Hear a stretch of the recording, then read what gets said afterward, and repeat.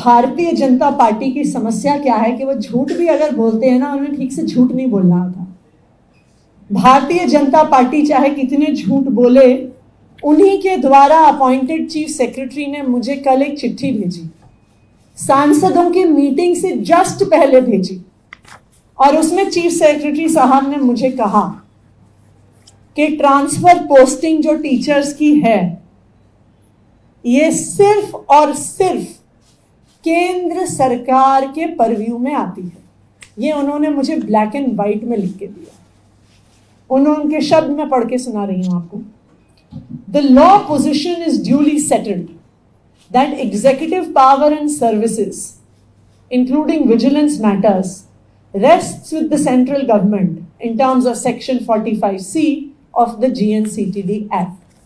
यानी केंद्र सरकार द्वारा अपॉइंटेड चीफ सेक्रेटरी ने ये लिखित में दिया है कि टीचर्स की ट्रांसफर पोस्टिंग और सारे सर्विस मैटर्स सिर्फ और सिर्फ केंद्र सरकार के अधिकार क्षेत्र में आते हैं और केंद्र सरकार के नुमाइंदे एलजी साहब के अधिकार क्षेत्र में आते हैं। तो ये बिल्कुल साफ है कि ये भारतीय जनता पार्टी का षड्यंत्र था। लेकिन जब उन्हें समझ में आया कि इस षड्यंत्र के खिलाफ आम आदमी पार्टी लड़ती रहेगी, तो वो अपने घड़ियालू आंसू बहाने के लिए एलजी साहब के पास गए और उसके बाद बाहर आके झूठ बोल रहे हैं, जबकि सारे कागजात उनके ही अपॉइंटेड अफसरों द्वारा लिखित कागजात ये दिखा रहे हैं कि ट्रांसफर पोस्टिंग केंद्र सरकार द्वारा की गई, उनके एलजी साहब द्वारा की गई और एलजी साहब के आदेश द्वारा की गई। मैं तो उनसे ये भी पूछूंगी, अगर एलजी साहब के पास पावर नहीं थी ट्रांसफर की और हमारे पास पावर थी, तो एलजी साहब ने ट्रांसफर ऑर्डर वापस लेने का आदेश कैसे दे दिया? उसकी पावर उनके पास कहां से आ गई?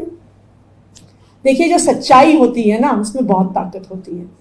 सच्चाई आखिरकार पूरे देश के सामने, पूरी दुनिया के सामने आ ही जाती है। और भारतीय जनता पार्टी का ये षड्यंत्र, दिल्ली के सरकारी स्कूलों को तबाह करने का षड्यंत्र, आज देश के सामने आ गया। एक पॉलिटिकल सवाल है, बीजेपी मिशन 2025 को लेकर आ रही है, पोस्टर भी जारी कर दिया है, इसमें मोदी जी की फोटो है और उन्होंने बैठक भी की थी हाल ही में, वो ये दावा कर रहे हैं कि अब उनकी सरकार बनेगी, 50 से ज्यादा सीटें वो जीतेंगे। इस पर विवाद खत्म हो जाएगा। भारतीय जनता पार्टी ने एक मिशन किया था 2015, उस मिशन का सक्सेस रेट था 3 आउट ऑफ 70। फिर भारतीय जनता पार्टी ने कहा था, उनका एक बना मिशन 2020, और उन्होंने कहा था अब की बार 45 पार करने निकले थे, 8 पर सीमित रह गए।